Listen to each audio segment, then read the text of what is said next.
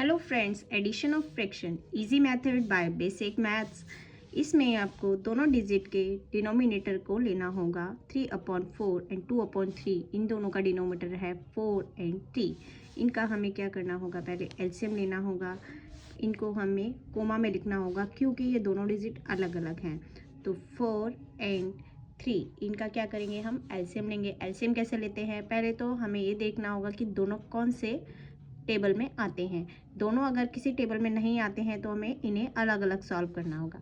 तो ये दोनों किसी भी एक टेबल में नहीं आते हैं, तो हमें क्या करना होगा, इनको अलग अलग सॉल्व करना होगा। 2 के टेबल में 4 आता है, 2 2 ज़ा 4 एंड 3 नहीं आता है तो 3 को हम एज इट इज़ नीचे उतार लेंगे। देन अगेन हम 2 को सॉल्व कर लेंगे, 2 1 ज़ा 2। अब 3 को अगेन हम नीचे उतार लेंगे। अब थोड़ा सा ध्यान देना है बच्चों, यहाँ पर जब 1 आ जाता है तो वो डिजिट कम्प्लीटली सॉल्व हो जाती है, तो उसको वही छोड़ देंगे एंड अब हम 3 को सॉल्व करेंगे। 3 कौन से टेबल में आता है, 3 के टेबल में आता है, तो 3 1 ज़ा 3।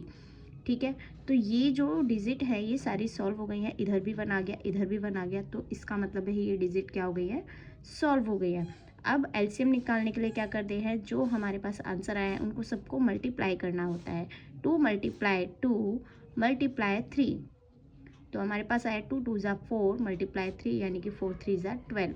हमारे पास इनका एलसीएम क्या आया है, 12। ठीक है, इसके बाद हम क्या करेंगे, जो डिनोमिनेटर होता है उसका टेबल वहाँ तक पढ़ो कि 12 आ जाए। 4 का टेबल वहाँ तक पढ़ेंगे कि 12 आ जाए। 4 का टेबल हमने पढ़ा 3 तक, तो 12 आया। अब इस 3 को ऊपर वाले 3 से क्या करा देंगे, मल्टीप्लाई करा देंगे। 4 के टेबल को 3 तक पढ़ा तो 12 आया एंड 3 ज़ा को 4 3 ज़ा को हमने ऊपर वाले से मल्टीप्लाई कराया, तो हमारे पास आया 3 3 ज़ा 9। बीच में प्लस का साइन है तो प्लस कर दिया एंड 3 के टेबल वहाँ तक पढ़ेंगे 12 आएगा, 3 4 ज़ा 12।